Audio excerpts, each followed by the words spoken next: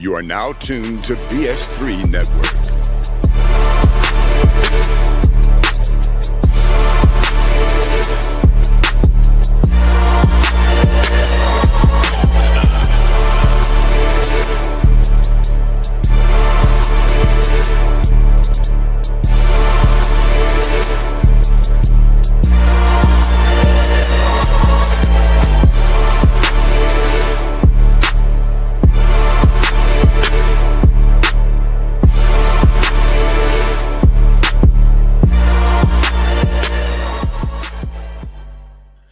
Bring back that beat. See, I don't know if you did it. Like when me and Wilkes was on last week, we brought it back like you're supposed to bring it back. I even dropped some bars on it. Mic check.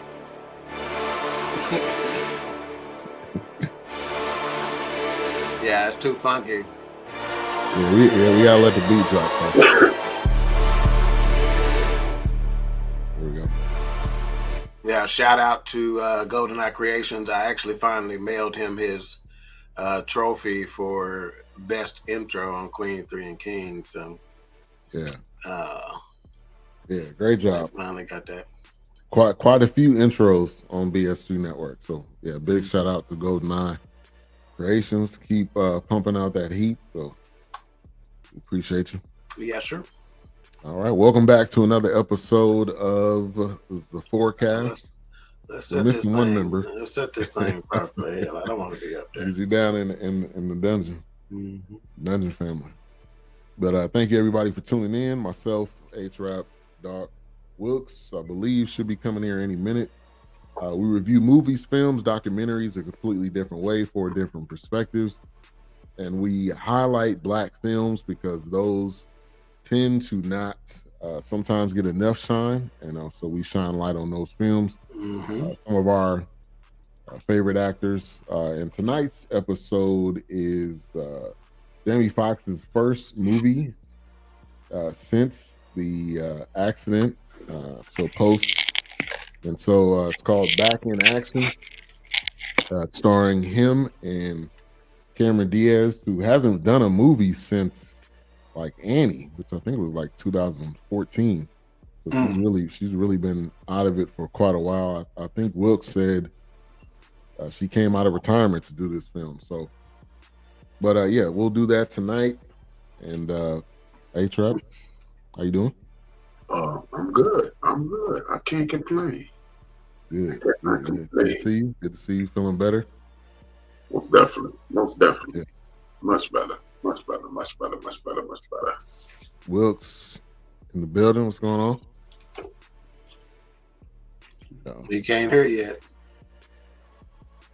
All right. He said, time out. Give me 20. Give it 20 seconds. Need a 20 second or 30? Full time out or half time out? Yeah. But Doc, how you doing? Fantastic, man. Fantastic. Ready to get to talk about this one. So some interesting facets to it. One of which being Cameron Diaz. Yeah. Let's see what's up. Yeah. Let's see what's up. You want to give us the plot and absolutely. Back in Action is a 2025 American action comedy film directed by Seth Gordon from a script he co-wrote with Brendan O'Brien, whoever the hell that is. The film stars Jamie Foxx, Cameron Diaz, Andrew Scott, Jamie Demetriou, Kyle Chandler, and Glenn Close. Who is a legend in Hollywood.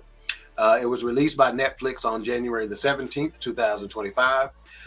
Former CIA spies Emily and Matt, played by Diaz and Fox, are pulled back into espionage after their secret identities are exposed accidentally by an online video leak. Emily learns Matt has kept a secret from her for many years that has caused a chain of events to take place. They must revisit their past to save their present and preserve their future. All right. This just dropped 3 days ago. So it's available. Wilkes, how you doing? Good. I had to switch my sound out because I had my headphones on earlier, so the sound was through the headphones. So. Yeah, no problem. Let's get to a couple comments, then we'll get into some initial thoughts. Knox in the building, man. He was here at 8:00. Yeah, he was there early. What's up? Yeah, he was here early. Jungle Brother, thank you for tuning in as well. Blue Streak, thank you for tuning in. I think it's Blonde Streak. I think at this point. No, she gonna always have that blue streak, even when you can't see it. CJ in the building, thank you for tuning in, man. He is almost at, I believe, 9,000 subscribers on YouTube. So make sure to subscribe. Nice. Check him out. He said, I like that being for real. I like how y'all show our films some love. Black Queens forever. Snow Bunnies never. That's not Jamie Foxx is saying though. Anyway. At all. Yeah. All right. So initial thoughts on this.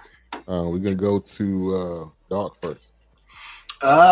They kind of snuck this one out on me, but I guess Netflix has a way. You know, they don't do a lot of pre-publicity and whatnot, and all of a sudden it drops. And I guess they don't really need to because everybody's on Netflix, right? And then what I think they do a fantastic job of putting how it ranks in their top 10. You know, they keep a top 10 list of what's hot. You know, and inevitably that gets put out on social media.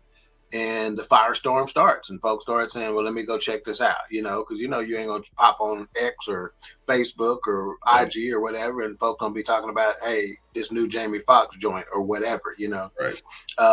And right now, everything Jamie Foxx, Black Twitter, Black Facebook, gonna go nuts, you know. So it was just out of nowhere, but. You know, and I think Netflix is doing a fantastic job marketing. In fact, over the last 2 weeks, I think that wifey and I have been basically on Netflix primarily, you know, because they got some good shows rocking and rolling. And I think their branding and marketing once you're on there kind of keeps you locked in. So I'm really, pleasantly surprised with what they're doing with their movies right now. Really. Yeah. And I think too, really the trailer is really only on YouTube. I don't think I've ever seen a Netflix trailer anywhere else except on their YouTube channel. Unless you go there or you scroll through the upcoming movies. That's how I found this one. Was really just scrolling through, seeing what was coming out. Yeah, just the other day, I think I spent probably 30, 45 minutes doing nothing but adding movies and limited series to my watch list, basically, to my list, things that we're going to watch. So I really think, probably for the next 2 to 4 weeks or so, that's primarily where we'll be, is Netflix. Yeah. Wilkes, what's your thoughts? Back in action. Yeah, I mean, I enjoyed it, and it was great to hear that. I didn't realize that the last movie they worked on together, or not movie, with project, was Annie, because Cameron Diaz was in that, and Jamie Foxx. So that was the last thing she had done, and she retired. So to have her come out of retirement to do this one, is pretty big. I never watched Annie. Did y'all watch Annie? I didn't watch it. I watched it with my daughter. I mean, the only Annie I know is Annie B. Smith. That's my mama best friend. So that's the only Annie I know. I don't know the other but yeah, no, I enjoyed it. I thought it was okay. I wasn't expecting anything to be just wow. It's gonna be goofy. It's gonna be terrible at one point. It's gonna be a sack of shit. But whatever. But other than that, it's what's wrong? Yeah, it started off slow and corny, early on. It's okay. I think it was kids in there. I think young actors, trying to get their their footing and everything. Right. But as the movie went along, I think it got better as it went along. And then at the end, you're like, okay, you got a little bit of a plot twist. So I think they gradually did a good job with the film. You got to address the corn before H-Rap grocks and roll. Pardon me, H-Rap, but I wrote a bit corny but entertaining. Oh yeah. I never found myself saying, "I hope this is already over with," or anything like that. And the young kid has some good jokes too. Talking about the CTE. He's pretty sharp. Yeah. Shout out. You got anything that won't hurt my cholesterol? Right. Yeah. He got a one of those Aura rings on. Like that's Mm-hmm. what you in my Amazon cart right now. But A-Trap. I was original. I enjoyed every minute of it. It mixed old with the new. Showed you why Cameron Diaz ran the 90s, why Jamie Foxx is one of the premier stars in America today. Enjoyed every minute of it. Interesting. I mean, Cameron Diaz ran the whole 9-9 in the 2000s. You look at all of her filmography, it's from 90s to 2000, and then it's like the drop off. Well, you know, I guess since A-Trap went on and went there, this is our second or third mention of Cameron Diaz already, 10 minutes in. So let's go ahead and talk about what I posted in the on the Facebook little promo just about an hour ago, you know, giving folks a little preview and a reminder that we were coming on to review this. And I put in there, I asked, is this there's something about Mary Cameron Diaz? And I said, I don't know, bro. You know, so because there's something about Mary, boy, the you know, my white homeboy. That coconut oil was out, baby. Yeah, they was on it, you know, and they had some heavy hitters in that. Ben Stiller, Matt Dillon, you know, and a couple other guys that you know from Saturday Night Live and a couple of other ones, you know. So Cameron Diaz, you know, okay, so A-Trap, I want to get your opinion on this, you too, Wilkes, but there are some, you know, let's just concentrate right now for just some white actors right there, white female actors. Again, for the record, they're just calling them all actors now, politically correctness, right? There's no actors and actresses. Yeah. But like the Brooke Shields, right? I think a lot of us would say she aged very well, right? Yeah. You know, Brooke Shields. So let's just compare Cameron Diaz to Brooke Shields. Did Cameron Diaz, is she aging as well as Brooke Shields did? No. Let's go there. No. Okay, just save it. Don't elaborate. A-Trap, yes or no?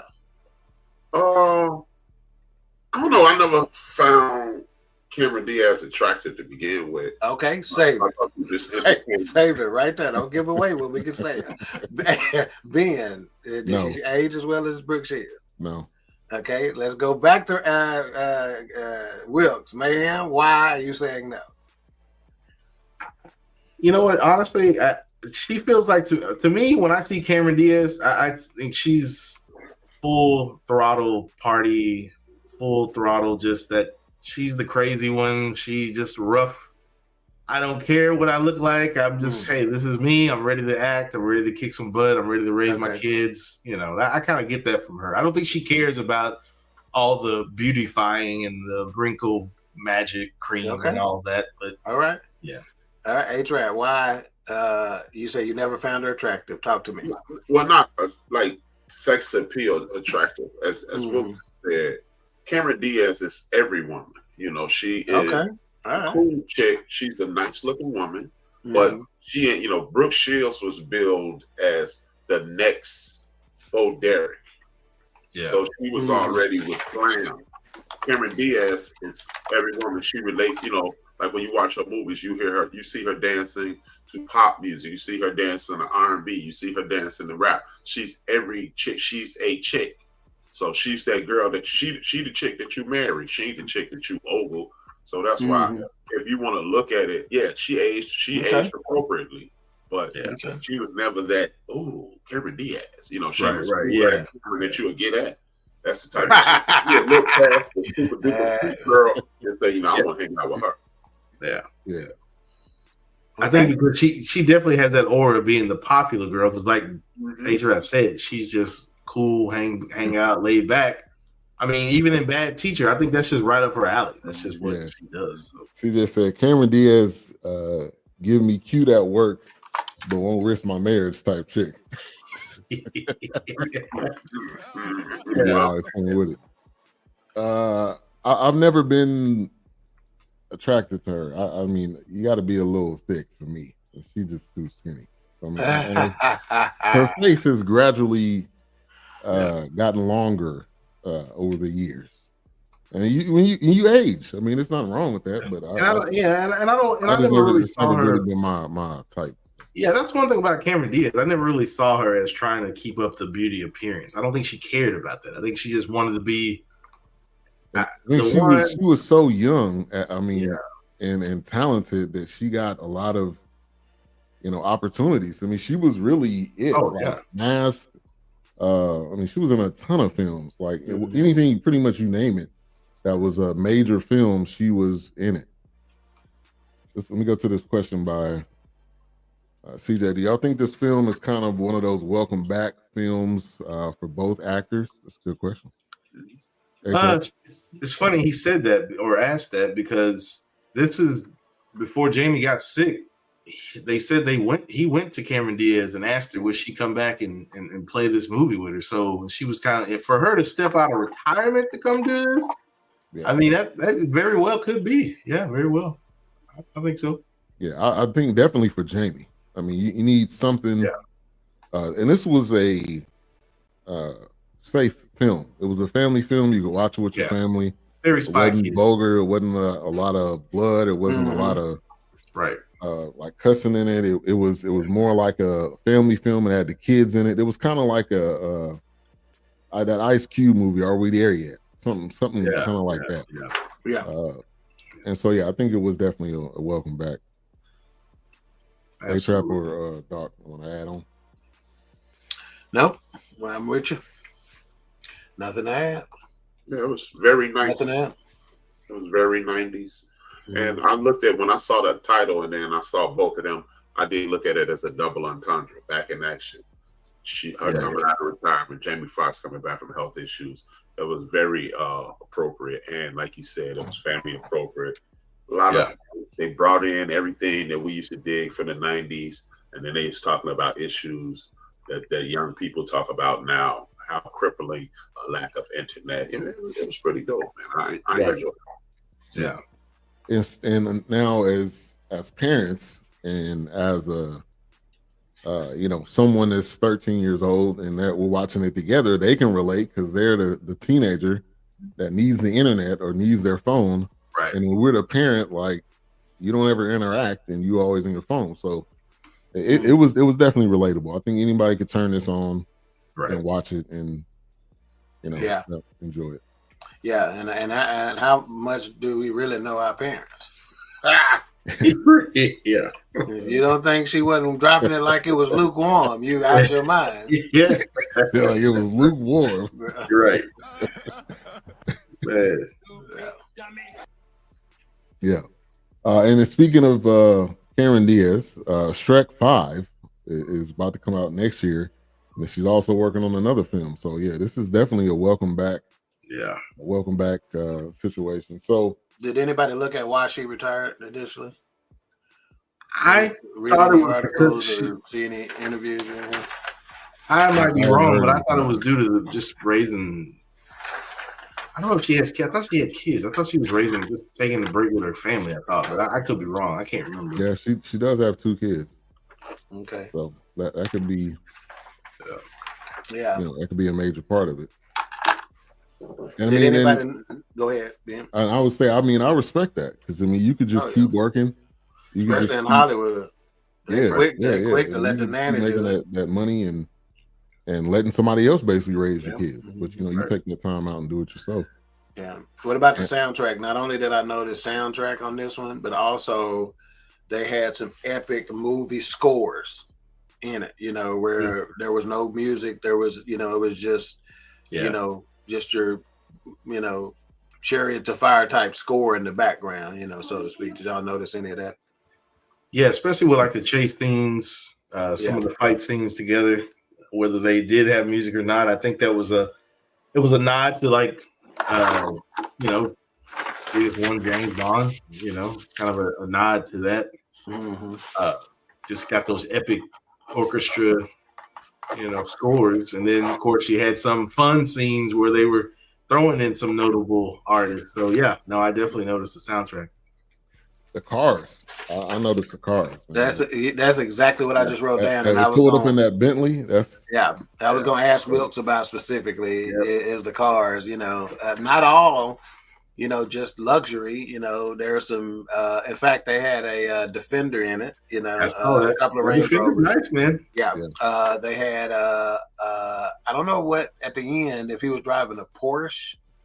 But that was a little far fetched when I couldn't remember exactly what they were driving at the end. But it was a Porsche when I saw it. Yeah, but yeah. And so I thought the yacht that they were driving, they were racing the yachts. Yeah. The boat life was for sure. Yeah, I was feeling that. With the wood grain. Yeah, and man, shout out to Glenn Close. She's been in some films lately. Yeah, I think is like I didn't think she was really. I don't know if that was more necessarily her lane. And she's still doing it. I don't know what age she is, but yeah, I was like, man, they got her running on the soccer field. I'm a little worried. Don't run too much. Exactly. Watch out for that ACL. Yeah, watch out, baby. We need you. 77. I mean, man. We're royalty, man. Yeah. Yeah. Is Glenn Close 77? Yeah. She's holding up well. Yeah. She's holding up well. Yeah. Still crazy. Yeah. I thought the dude who played her boyfriend may have stole the movie a little bit. He in some scenes that he was in. Yeah. He played his role well. He really did. He did not deter from that goofy character. I know y'all put me down, but I'm right there. Even in the tensest of moments, he's still Even if like trying to like persuade him not to do stuff, he's still doing it anyway. Yeah. Right. And this, this is how we do it in spy training, and stuff like that. And I enjoyed his role for sure. Yeah, Jamie Demetriou is his name. I don't think I've ever seen him before, but I mean, then again, who knows? He may have been in something I watched. I didn't recognize him, but yeah, he definitely did not deter from that.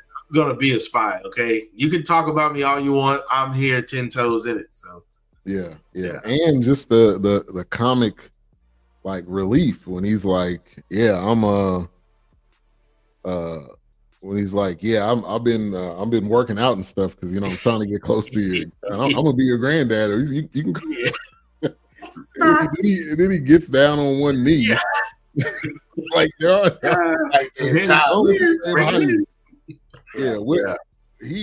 kind of took that film to the next level. Without him, it would have been a little. I don't think. Yeah, I think he would have missed that dimension, that extra dimension, because you got to have somebody that they're so headstrong on like, I'm gonna be this, I want to do this, but yet goofy at the same time. So they're like, okay, you just kind of sit over here. But before we got to him, I was enjoying some of the Jamie Foxx little stuff, like he was doing the little dancing he was doing early. Yeah, that was funny to me.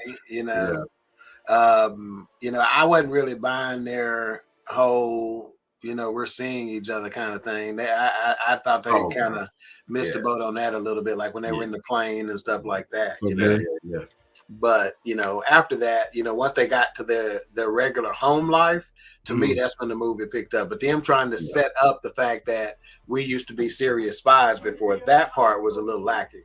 But once they got to the house, to the home life, that's when it all went. The trajectory went up for me. Yeah. I appreciate you for tuning in. Williams, I'm not gonna say Sugar Daddy.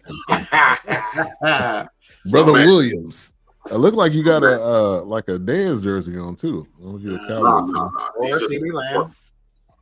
He's just a supporter. Michael Irvin.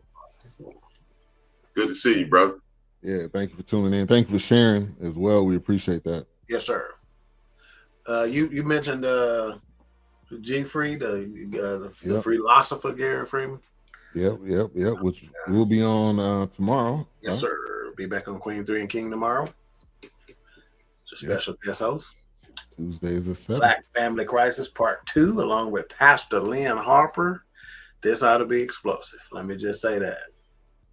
Now, so obviously with the stand-up, and we know kind of Jamie's past, history and his dating choices, which ain't nothing wrong with it. I know some women don't like it, but seeing those two in this film, I felt like was even perfect from that stand-up, and even perfect from like everything we've seen from him. So I felt like it was a good match.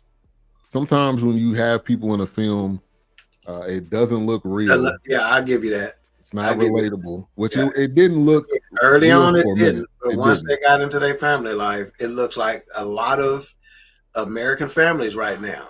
In fact, there's a study out. A-Trap, have you heard this? There's a study out that said, I want to say they said 75 to 80% of the athletes in the NBA within 20 years is going to be mixed race. Yeah, I've seen that. Mixed race. Have you heard of that study? And I could be off with the numbers and stuff, but you get the point on it. You've heard that? Yeah, I've heard that. I mean, hell, about 60% of them now. Yeah. Right. Yeah, Jason Kidd was just the one. Right. But you know, you got a lot of legacy athletes in the league right now. That's right. You see, he said Diaz for sure. Okay. Yeah. Hey, Diaz has been active on Twitter. Not just coaching, but Michael been giving it back to him too. That Yeah. But I mean, he go at whoever, whenever. Yeah. He honest. I appreciate Diaz for that. Is it gonna change anything? No. But that's a story for another day. Yeah. All we're right, gonna get a very underwhelming coaching hire. Brian Schottenheimer or Kellen Moore. Yep. Exciting. The Clapper 2.0. Exciting. All right, that's who's in the running. I'm not sorry. Yeah. Babyface Kellen.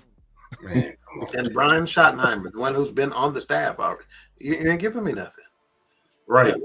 Stay off him. You might as well bring Wade Phillips back. Bum. Dig up Bum Phillips too. Put him on.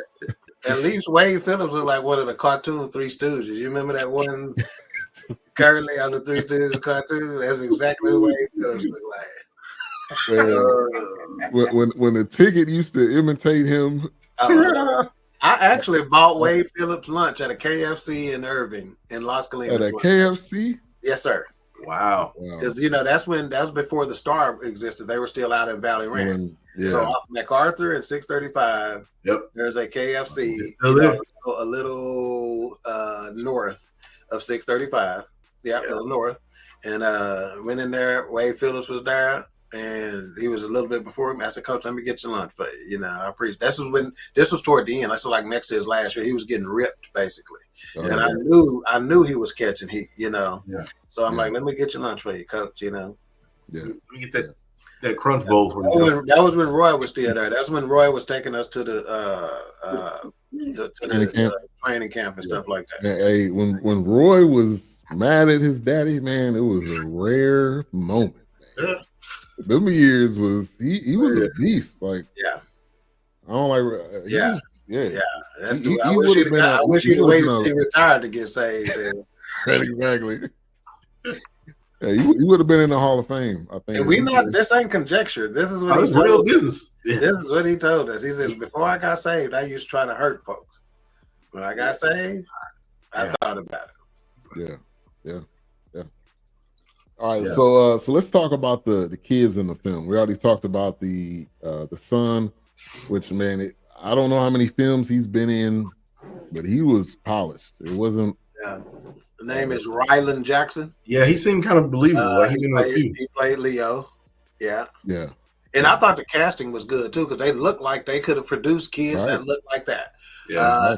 And also, I thought that him and his sister might have been, like McKenna Roberts is her name, so I can see that they're not siblings, but they look like they could have been siblings in real life. Yeah. I thought the casting was fantastic. Yeah. You could have definitely did that or seen that they could have been related. Yeah. Of course, the moment when I was just like, okay, they don't pull the minivan onto the school lawn, not checking no kids out, taking the kids out the lawn. Like, come on, man. Can I get a little realism, man? They just opened the door and came into the cafeteria. You know, I was like, what? The doors is locked. Okay, so a little bit more on the girl, McKenna Roberts.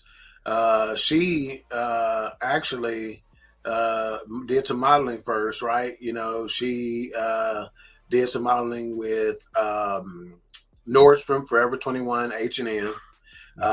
She played on Nickelodeon's TV series Sam and Cat alongside Ariana Grande. And she went on to play a character by the name of Matilda Ashby on The Young and the Restless. Oh wow! From 2013 to 2017. So, pretty extensive portfolio here. Yeah, and she was in Euphoria, I think, as the main characters. I think when she was 10 or something. Yeah, she played in Steven Spielberg's Extant alongside Halle Berry, CSI Cyber alongside Patricia Arquette. You know, so she's not. I didn't recognize her, but she's been out there apparently. Yeah, she played that teenage role. Mm-hmm. Well, yeah, she's anybody one of those, with a daughter. she's one of those kids, or one of those young ladies who can play a kid for well into their 20s, basically. Yeah, yeah. So yeah, definitely shout out to the casting, and this when you're putting the film together, it's got to look believable, right? Somewhat believable. They did a good job with it. So, all right, so they're basically they're kind of lying to their kids, like, this is what we did. We did a little. When they talking about, we did a little jujitsu class. I was like, nah, like y'all, that's not. Nah, man. Y'all not beating up people like that because you did a little jujitsu. Exactly. Class. Cut it out. Yeah.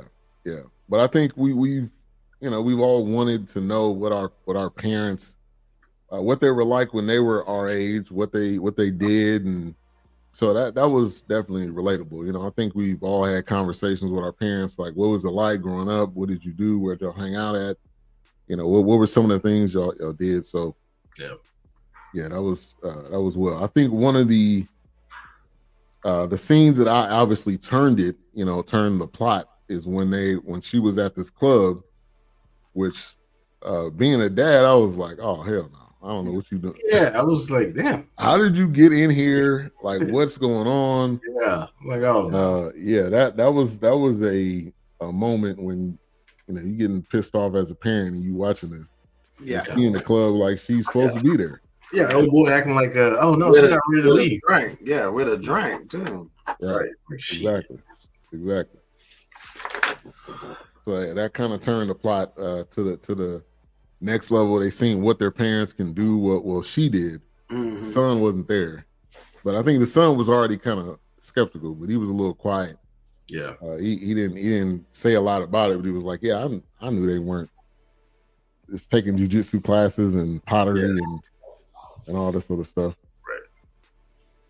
Right. But yeah, when you kind of continue on throughout the film and they're just kind of jetting off to England, I was curious to know who the mom was going to be.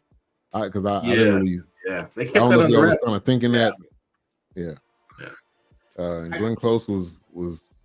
I felt like, with a movie like this, you couldn't. I mean, you're already in this lane. You got Jamie Foxx and Cameron Diaz, right? You can't go just find some random, And even the one guy that was their boss or whatever, he's been in some other things too. He's been wasn't he in Friday Night Lights?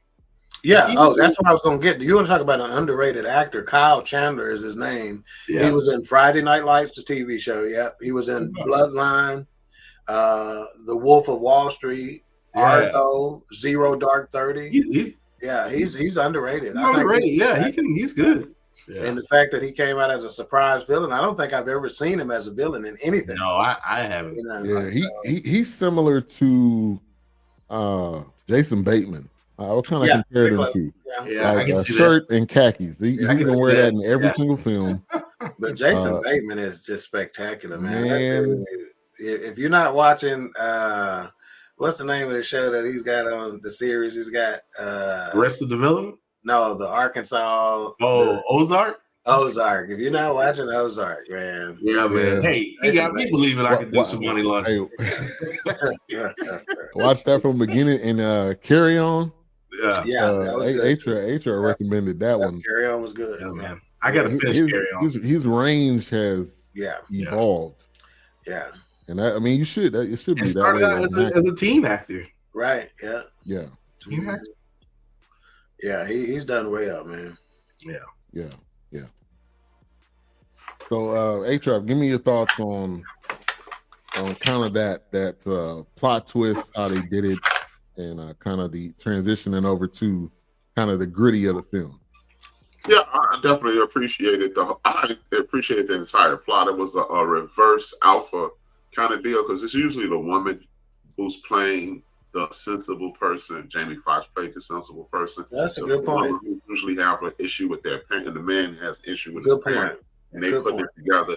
And it was just a wonderful situation. And then you show how you had the young man who was a combination epigenetically. He was both of his parents. It was a dope situation. You know, I really like to reverse the whole inverted situation. Yeah, because you're right, and that's a great point. Because it could have been the son, or could have been Jamie Foxx going to see his mama in like in like Brooklyn or in like some hood or something like that. But they switched it up, so that was good. That was good. And the Cameron Diaz and Glenn Close relationship was definitely real. Like that wasn't they just acting, they just making that up. And that that happens, like we were just talking about with actors. You know, if you have a career, she was an agent, you have a career like that, you got to really decide between your kid, your family, and you trying to catch this murderer or whatever. And a plug. If y'all haven't seen The Jackal on Peacock, that's another one that you gotta see. And Wilkes pointed it out. That's based on a movie. Yeah. But I bring that up because one of the main characters is trying to catch this assassin, but she's got a teenage daughter and a husband, and she's kind of putting them to the side, like, I gotta do this. And then I'm not gonna tell you what ends up happening, but she ended up laying down, taking a dirt nap. So that should be coming out season 2. Yeah, man. Yeah, that one. Ben turned me on to that one. That was because from 1970, you had the novel in 1973, but then they did a book. Well, you had the book, and then they did the movie in 1973, The Day of the Jackal. So it's in line with that original movie. So I enjoyed it. Yeah. H-Rap, you want to add anything? I was just acknowledging. I remember that whole setup, and it was pretty dope. And it kind of plays a role in, like you said, Cameron Diaz's real life. How she said, "Hey, I'm gonna end this fame and fortune thing." Ironically, a person who inspired Jamie did the same thing. Eddie Murphy took like a 8-12 year hiatus from doing actual movies. And like he said, he just likes staying home and hanging out with his children. So it's a whole lot of tie-ins with this, and that whole, we're bridging the gap from the 90s star to now, and all the issues that come along with it. It was, like I said, it was a very progressive film. Yeah, and I think what it comes down to is this type of film. You know, the basis of this film has been done before. It's just how you put the film together. Yeah. Do you make it interesting? Are the people in the film people that you want to see? If they just had, 2 random people, this would be on Tubi. Right. Pluto. With Pluto Max. Yeah. And also, real quick, the College Football National Championship is on tonight. Just give you an update on the score. Ohio State 31, Notre Dame 15. Oh boy.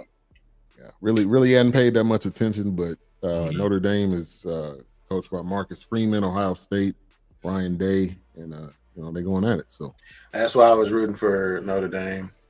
Yeah. I'm not a Notre Dame fan at all. Notre Dame is one of those schools you love them or hate them, They lived on NBC. And I'm in the hate them category, but because of the coach, I was rooting for him. Yeah. All right. I hadn't seen Notre Dame in that position in a long time. Mm-hmm. Yeah, I think they made it to the championship game. They ended up playing. Was it Georgia? Bama. Somebody, Bama, and they got boat race. Yeah. They got blown out. Oopsie. All right. So Back in Action, which is available again on Netflix, and like we said, kind of one of those films that is gonna allow these main 2 actors to come out, and they're gonna be doing more films in the future. So they end up getting to the scene. We already mentioned it. Kyle Chandler ends up being a villain, which was surprising. Yeah, and ends up trying to get away. And if you have, I think that was Australia, right, where they were at. England. Yeah, England. Yeah.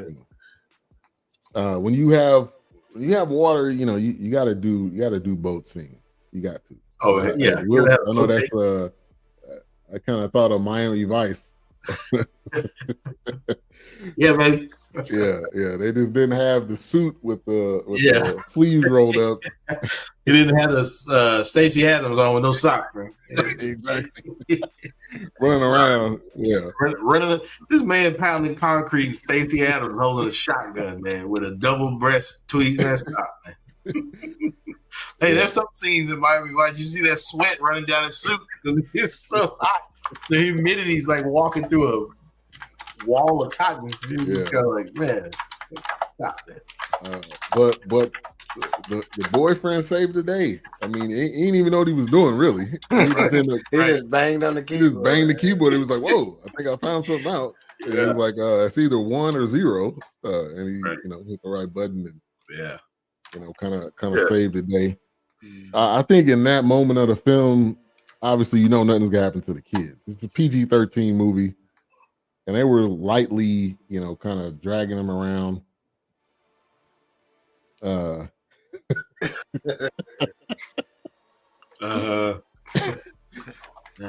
comments in the private chat. Yeah. $5.99, 3 easy payments. But I felt like the ending was cool. End up showing him coaching soccer. His daughter was passionate about the game, and it was a good film. I think PG-13 was the right rating for this. Yeah. It wasn't lower than that, and it wasn't higher than that. Earlier, I got a little scared when they were in there. She wanted to get back into life, and they were working out. But it made it sound like they were doing something. Yeah. I was like, oh no. Yeah, I was like, kids were like, about to have to look away. Yeah. They were kickboxing, which was that was another fun moment. Yeah. Tabo. Yeah. Some Billy Blanks over here. Yeah. I ain't shooting blanks. All right, so let's give a preview of what we're reviewing next week. Well, I might be now. Oh, man. I did that just to get A-Trap that unexpected laugh. He tried to fight it for a while, but I finally got him fight it off. Yeah. But let's give a preview of what we're gonna do next week, and then we'll be right back. We ain't gonna make it. What happened to connection? It's gone. I was at the gun range and I saw somebody get bad service at the gun range. How you gonna be rude to somebody who showed up to practice murder? Account security questions are just us reminiscing about when life was better. Remember when you had a home filled with love? What street was that house on before your daddy got your auntie pregnant and now you got a brother cousin? Retail changed. They locked up everything, and then they mad at us because we need to keep. Only time you see an employee at the grocery store is when you do self-checkout wrong. Well, what you done to the machine? Get your ass up here. You ever seen a couple so happy it ruined the date that you own? We get mad if the phone rings. That was invented for talking. Oh, hell no. You got to text me first.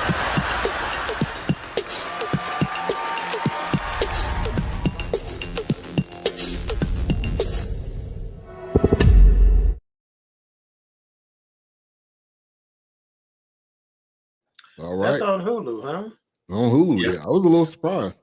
Really? I didn't know Hulu. Hulu also has a stand-up with Jim Gaffigan.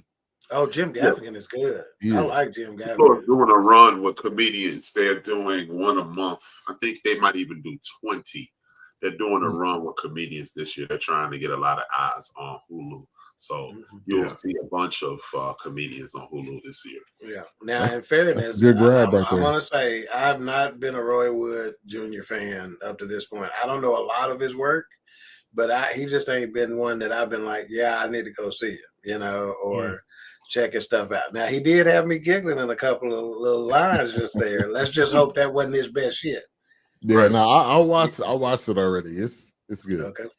It's good. Now, and his thing was more so like prank calls. Prank calls, yeah. That's what I'm used to. I didn't really know him for his stand up. That's all I knew, the prank calls. Yeah, I didn't really know. And then he was on the Daily Show.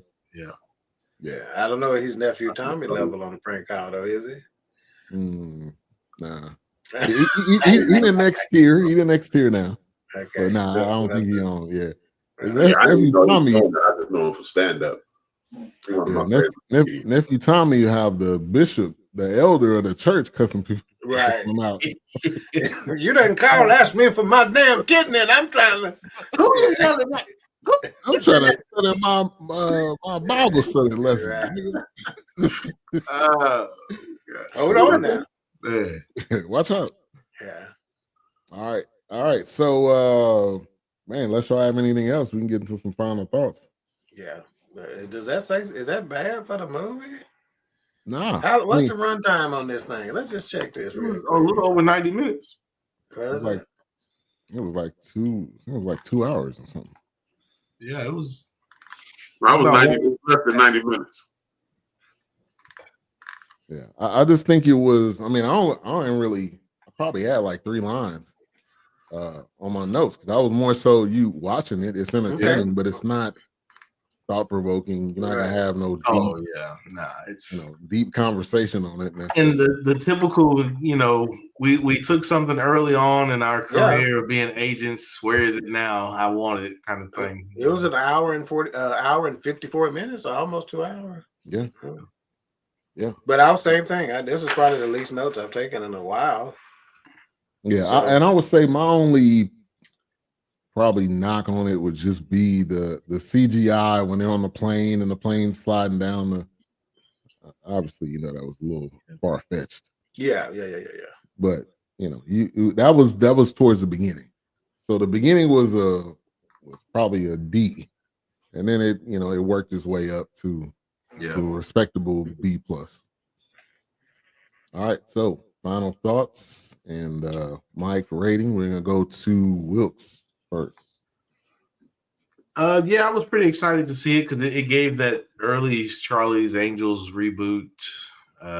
Some of those Mission Impossible, even though those were kind of serious, but for me also, once again, kind of serious. James Bond, just the espionage spy type. And a plug if you haven't watched FUBAR, which was actually pretty funny. That's a good one. So I enjoyed it. I like to see Jamie and Cameron together. They did good. The kids were amazing. I thought they were awesome, and the Glenn Close surprise was pretty awesome. So I enjoyed it, and going into it, I didn't know what to really think. So I was at a 4. That may be underselling it. I don't know, but I was at a 4. Yeah. All right, Demetriou. No, I enjoyed it, man. I mean, it was different. It was, like I said, the title was a double entendre, welcoming 2 big 90 stars back. One from health, one from hiatus. The children angle, the parent angle. I like the fact that they made usually the goofy girlfriend, the goofy helpless girlfriend, a male. He was basically the eye candy for the mom. It was all, it's usually the older guy with the younger girl. I like the twist on it. I give it a 4 mics. I enjoyed every minute of it. It was worth the watch. All right. Yeah.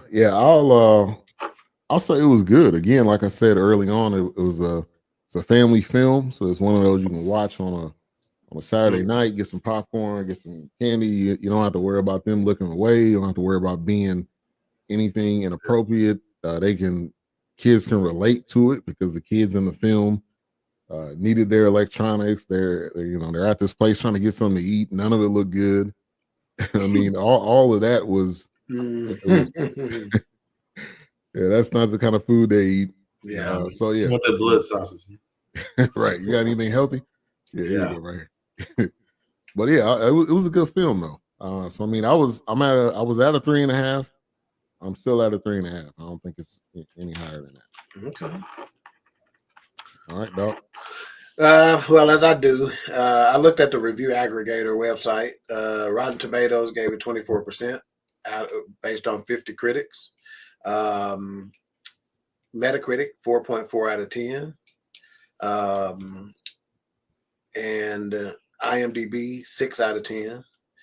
So overall, the reviews were mixed and average. Like in fact, one reviewer said not even a comeback from Cameron Diaz can save Netflix utterly banal back in action. So it's very mixed reviews, but I'm with the fellas on it. I'm at a 4. I was at a 4 and I ended at a 4. And wifey watched it with me and she was at a 4 too. Like, in fact, as soon as it was over, she goes, I'm at a 4.2, Mike. So I'm like, that's not how that works. And she goes 4.1. I'm like, no, that's not how that works. I'm like, you can go to 0.25, 0.5, 0.75, but there ain't no 0.1s and 0.2s. Right. So she decided to go at an even 4. So that's exactly where we were, as for Mike too. So I could do movies like that. It's a light, especially if you're looking for something a little light that you can tune out. Right. Go pick up go get some microwave, some popcorn, and come back, and you ain't missing too much. Kind of deal. Right. And you ain't gonna be too lost or nothing like that. But you're not in a heavy mood. Or one of those movies where you got to pay attention to every single second, because if you miss one little detail, you're gonna be lost the rest of the because how many times we've seen the car chase scene and the the fighting and close quarter combat and dudes on motorcycles. I mean, come on. And what we did not mention is the Michael B. Jordan angle. In fact, they're even talking about that. It's funny that they made several Michael B. Jordan jokes in the movie. So I thought that was neat.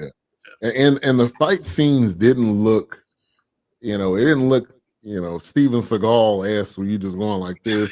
And, I mean, it was, they did a good job to put this whole project together. Yeah. So I think we had a 4. We're at a 4. Yeah. Okay. Well, it's number 1 on Netflix, so we're not the only one that knows. That's right. Yeah. So IMDb people, as usual, they fail miserably because I remember Menace to Society was a trash movie, according to the critics. Of course. And that was a classic for us though. Like they may not have any kids either. Yeah. All right. So next week, Roy Wood Jr., Lonely Flowers, which is on Hulu. Also, to give you an upcoming preview next month, we'll be reviewing music documentary films. And this was suggested by our viewers. So Never Too Much, which is Luther Vandross. Skinny Luther and Fat Luther will be in this one. Jerry Curl Luther. What can you find that at? We're going to have to do some research on that. I don't know yet. It was on CNN. Now, I don't know if it's still on CNN. I guess that's going to be the... But CNN, some of that stuff comes on Netflix or Hulu, so it could be on one of those. And that's James Earl Jones' voice on CNN, ain't it? This is CNN. Yep. I just found that out really? less than a year ago. Yeah. Wow. Apparently, you were today years old when you found that. Yeah, I didn't know that was him. Mm-hmm. So Never Too Much, Thriller 40. Obviously, that was the Michael Jackson Shine. Is that the number of kids he took to the Neverland? 40?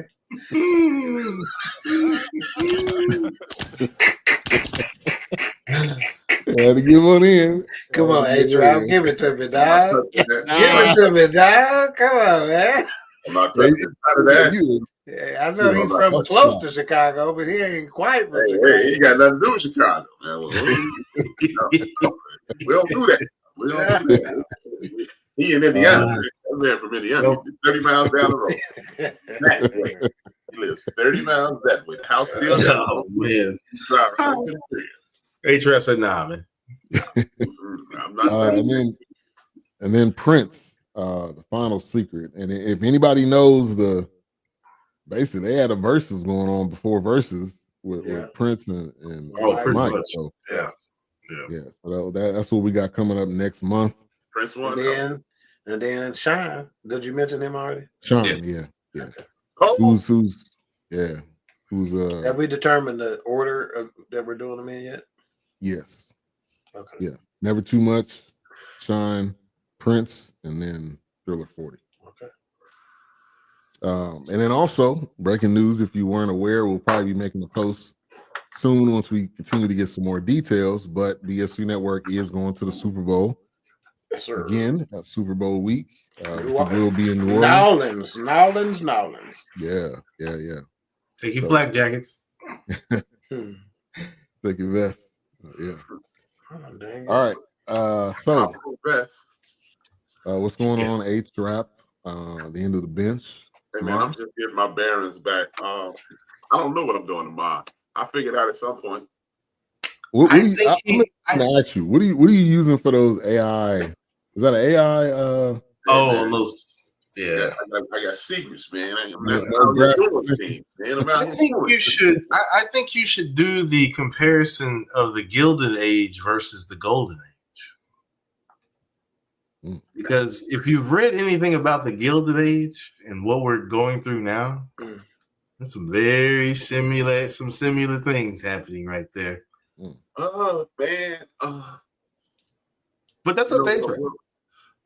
That would be heavy. Yeah, you can do that in 15 minutes. Yeah. That's what she said. Today was 45 minutes. Appreciate you. I've been sick.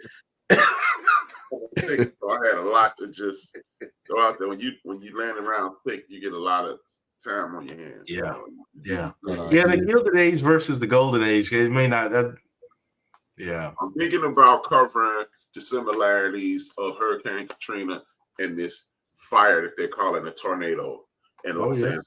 They're eerily similar. You're looking at situations to whereas they are now buying up all that land from Hurricane Katrina and redeveloping it. And then that's what they are naturally talking about due to these Olympics in 4 years, in 3 years now. They're talking about they are literally dubbing it LA 2.0. Think about doing that, but I really don't have a clue on what I'm gonna do tomorrow. I just opened my mouth and didn't stop. I usually do 15 minutes. I did 45 minutes a day. I literally did 3 shows in one. I don't know what I'm doing tomorrow. Just tapping in. It will be something. Oh yeah. I want to thank the 5 new people that subscribed. Salute to you. I want to thank my subscribers. People who subscribe because I was getting comments on shows that I did 3 years ago. Yeah. And it was super dope. Salute to comedian Freeze Love. He shot me a text today. It was dope. That's Questlove, though, brother, ain't it? No, Freeze Love is one of the dopest comedians. He does impersonations and things of that nature. Freeze actually from Altadena, California, where a lot of those homes were burned.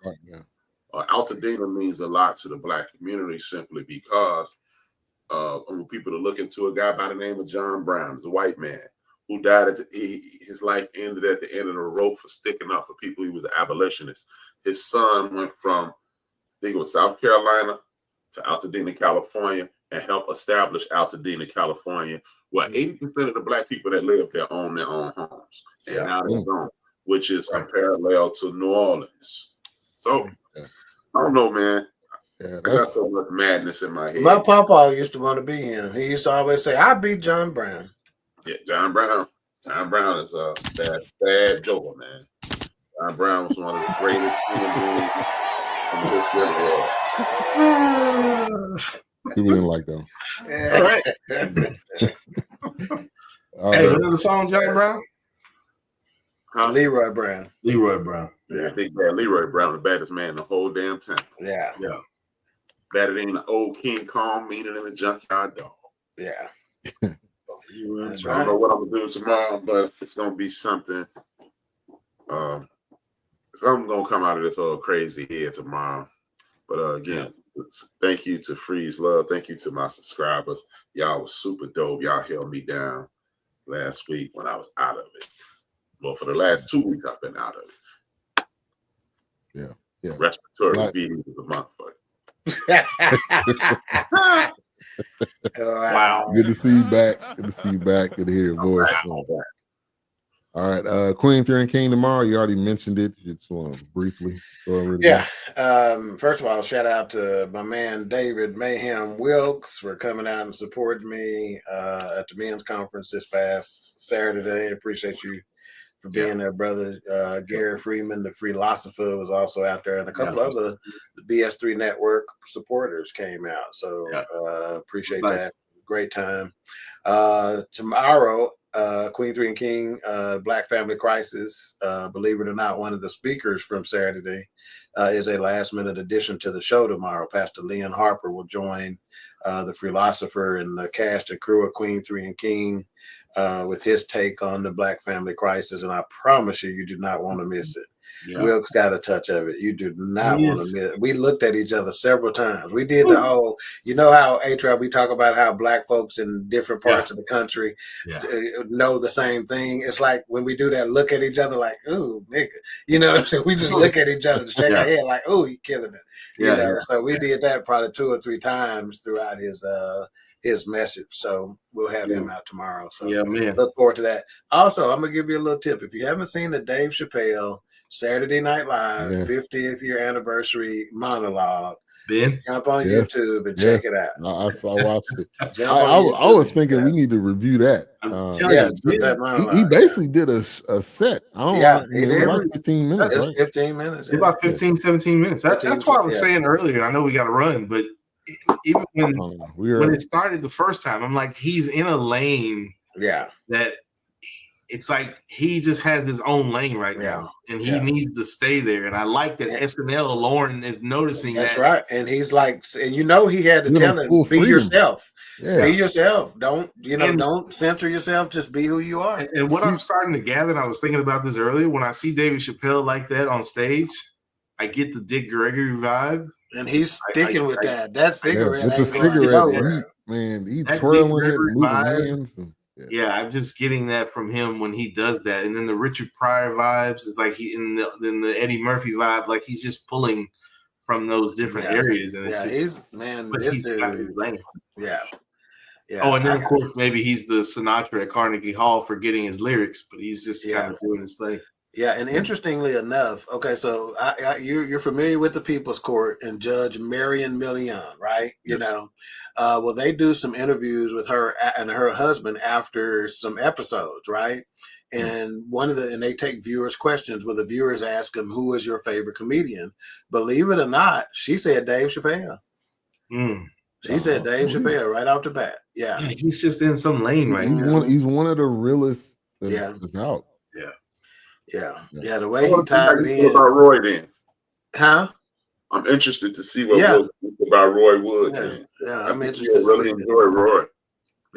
It was funny how Dave Chappelle, I want to give it away. But, you gotta watch it. But he knew y'all thinking I'm gonna hit these folks. Right. But I'm hitting these folks. Like he gave it to the poor people. You gotta watch it. I love it. He's a genius, man. It's all just the cadence, the delivery, the cigarette, the and he did what he doesn't normally do. Normally he's very casual on stage. He had a blue suit that was classy. You know, Dave Chappelle, man, is that dude. I mean, and really, they probably have the most views, maybe this entire season. Always, because David Chappelle, I'm telling you, he's I didn't even watch the rest of it. I just watched that. Me either. Oh, yeah. That's all you need. Yeah, that's all you need. Yeah. Somebody said somebody said in the comments they forgot they were even watching Saturday Night Live. Another one of his specials. That was a sermonette, you know, the pastor do a little quick. Right. I'm gonna do a little quick 2 points. Yeah. All right. A-Trap, I'm gonna go ahead and close I would encourage everybody to if you're interested in your family, do Ancestry.com. I was on Ancestry.com for a month, and I found a first cousin, uncle, oldest, as a daughter that nobody knew about. And also to your point, that's why, like you always say, that's why the story has to continue to be passed down. The family tree has to be passed down, because that's how you can really, without even have to do an ancestry, that's how you know. But ancestry adds on to it too. Nah, I'm good. I'm already cash apping too many folks right now, so I'm good. I'm all right. Man looked at his total. I'm good. I'm good. He looked at his numbers. No, that's all right. That's all right. Yeah, I'm good.